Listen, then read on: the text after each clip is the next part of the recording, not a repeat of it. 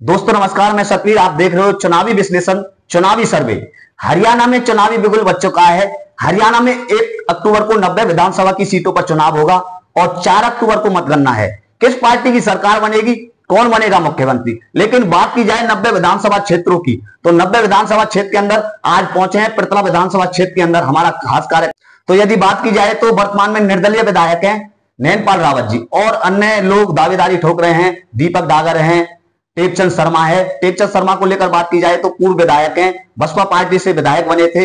लेकिन बात की जाए कांग्रेस पार्टी की, रघुवीर सिंह तेवतिया हैं, अन्य अपनी दावेदारी ठोक रहे हैं। जनता पार्टी को लेकर बात की जाए तो अरविंद भारद्वाज हैं। अनेक दावेदार अलग अलग पार्टियों से दावेदारी ठोक रहे हैं। लेकिन पृथला विधानसभा क्षेत्र की बात की जाए तो 5 साल के विकास कार्यकाल को लेकर बात की जाए तो नैनपाल रावत हैं, उन्होंने किस तरीके के विकास कार्यकाल गांवों के अंदर कराए वो आप हमें कमेंट बॉक्स में जरूर बताएं। हमारे बीच में मौजूद है पलवल विधानसभा क्षेत्र से, पलवल जिला से वरिष्ठ पत्रकार रोहित कौशिक जी। उनसे जानेंगे, उनकी एक गाड़ी चली हुई है, गांव गांव जाकर वो जनता से बातचीत करते हैं। रोहित जी, आपका सबसे पहले तो हमारे चुनावी विश्लेषण और चुनावी सर्वे में बहुत बहुत स्वागत। बहुत बहुत धन्यवाद। यदि बात की जाए पृथला विधानसभा क्षेत्र की, अभी सभी टिकट की दौड़ में है, लेकिन निर्दलीय विधायक है वहां नैनपाल रावत जी।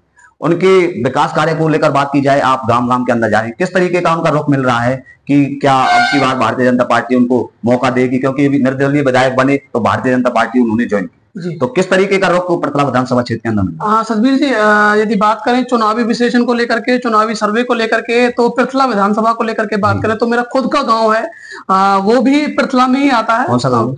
मेरा गांव जलाका है और वो भी पृथला में ही पड़ता है। और पृथला में यदि बात करें, जो 5 साल नैनपाल रावत जी ने लोगों ने विश्वास किया और उनके बहुत बड़े मैंडेट से, क्योंकि निर्दलीय उम्मीदवार को जिताना बहुत भारी होता है और बहुत बड़े मैंडेट से वहां पे निर्दलीय विधायक उन्होंने नैनपाल रावत जी को, जो लोगों की जनता है उनकी सिंपैथी थी, उन्होंने वहां उनको बनाया। लेकिन यदि बात करें, अभी भी 3 दिन पहले उन्होंने एक बड़ी पंचायत की थी और बूथ स्तर के कार्यकर्ता उन्होंने वहां बुलाए थे, तो वहां अच्छी खासी संख्या वहां पे देखने को मिली थी। लेकिन अब भारतीय जनता पार्टी में वो नहीं है, क्योंकि जो निर्दलीय विधायक हैं उनके तौर पर उनकी गिनती गिनी जाती है। अब भारतीय जनता पार्टी में बहुत सारे उम्मीदवार सामने आ रहे हैं। यदि बात करें वार्ड नंबर 1 से जिला पार्षद हैं कुलबीर देसवाल, वो खुद अभी विधानसभा क्षेत्र में सक्रिय हैं और टिकट की एक बड़ी दावेदारी सामने आ रही है। वहीं दीपक डागर हैं, क्योंकि यदि मैं पृथला को लेकर के बात करूं तो भाजपा हो चाहे कांग्रेस हो, तो सबसे ज्यादा जो उम्मीदवार हैं वो कांग्रेस में है। ये एक बड़ा फैक्टर है कि भाई यदि पलवल की चारों विधानसभा को लेकर के बात करें, क्योंकि हमारी जो सर्वे है वो पलवल के सभी गांव में हम जाने का काम कर रहे हैं, लोगों से विश्लेषण लेने का काम कर रहे हैं और वो फिर आपको सभी दर्शकों को दिखाने का काम कर रहे हैं। तो वहां पे यदि बात करें कांग्रेस पार्टी को लेकर के और बीजेपी पार्टी को लेकर के, तो सबसे ज्यादा जो विधायक उम्मीदवार जो सामने आ रहे हैं वो पृथले के अंदर सामने आ रहे हैं। वही आपने एक बड़ा फैक्टर आपने बोला कि वहां से पूर्व विधायक है टेकचंद शर्मा। तो टेकचंद शर्मा पहले बसपा से विधायक थे और अभी वो भारतीय जनता पार्टी से टिकट मांग रहे हैं। और अभी उन्होंने लगभग 7-8 दिन पहले एक बड़ी बैठक अपना जो पृथ्वी सीकरी रोड पे उनका वहां पे कार्यालय है, वहां उन्होंने आयोजित की थी। और बहुत सारे बयान उनके अब सामने आ रहे हैं कि भाई मुझसे गलती हुई कि मैं 5 साल पहले विधायक पद पे क्यों इलेक्शन मैंने नहीं लड़ा। तो अब उनका बहुत क्लियर है कि वो चुनाव लड़ेंगे।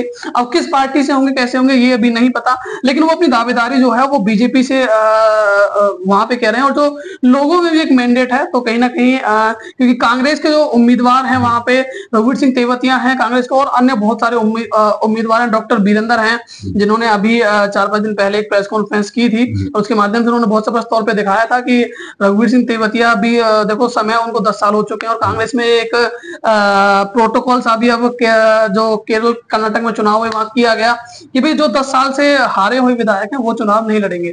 तो ऐसे बहुत सारे नाम वहां पे राकेश तंवर हैं, वो सामने निकल करके आ रहे हैं। और भी बहुत सारे ऐसे नाम है कांग्रेस से जो अपनी उम्मीदवारी वहां से ठोक रहे हैं।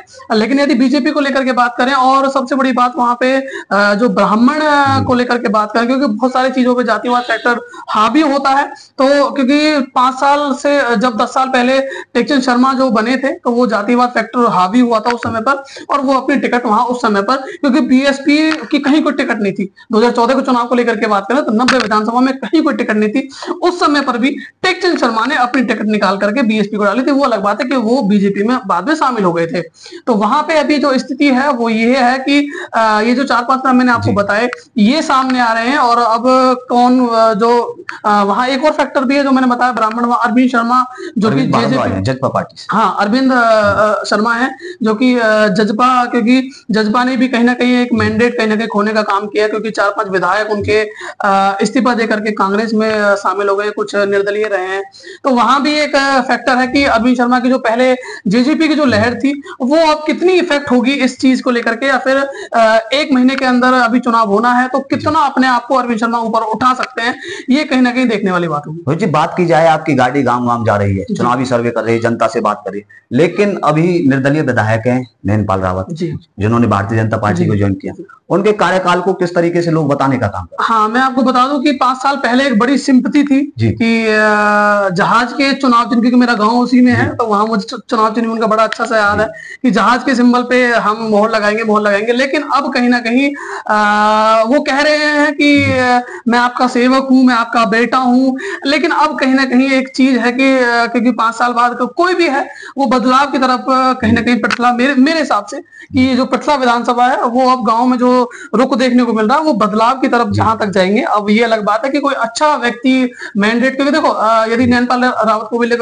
को बात करें, यदि वो बीजेपी के उम्मीदवार होते हैं तो कहीं ना कहीं बीजेपी का मैंडेट और उनका खुद का मैंडेट, वो दोनों मैंडेट होकर के शायद जीत सकते हैं।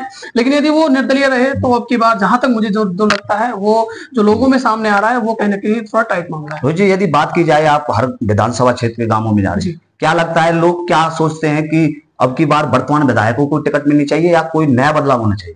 देखो कोई भी है 5 साल, क्योंकि पलवल की चारों विधानसभा को लेकर के बात करें तो शायद कोई भी ऐसी विधानसभा नहीं है कि जहां से लोग ये चाहते हो कि हाँ ये अच्छा सेवक था, इसने बहुत अच्छी सेवा की और इसको एक तरफा जिताने का काम करेंगे। तो चारों की चारों विधानसभाओं में ये आपने भी देखा।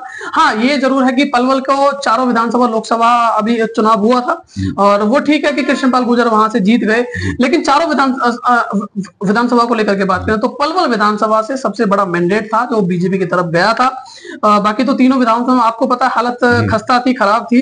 तो मेरे हिसाब से कि लोगों चारों विधानसभाओं में ऐसा कोई विधानसभा नहीं है जहां पे लोग एक तरफा कहें कि हाँ हम दोबारा इसी विधायक को जिताएंगे। तो दोस्तों इन्होंने प्रताप विधानसभा क्षेत्र की स्थिति बताई, इनकी गाड़ी हर गांव में पहुंचने का काम कर रही है, इनका चुनावी सर्वे चला हुआ है हर गांव में और लोगों से बात करते हैं। लेकिन बात की जाए प्रताप विधानसभा क्षेत्र की, निर्दलीय विधायक हैं, उन्होंने भारतीय जनता पार्टी को ज्वाइन किया नैनपाल रावत, लेकिन उनके कार्यकाल को लेकर बात की जाए 5 साल उनके होने जा रहे हैं। 5 साल के कार्यकाल को लेकर बात की जाए तो किस तरीके के विकास कार्य उन्होंने प्रताप विधानसभा क्षेत्र के गांवों के अंदर कराए वो आप हमें कमेंट बॉक्स से बताने का काम करें। और किस पार्टी, यदि बात की जाए भारतीय जनता पार्टी की, कांग्रेस पार्टी सरकार की, किस पार्टी में किसको टिकट मिलने वाली है वो आपको हम दिखाने का काम करते रहेंगे। ये प्रताप विधानसभा क्षेत्र की स्थिति थी। रोहित जी आपका बहुत बहुत धन्यवाद।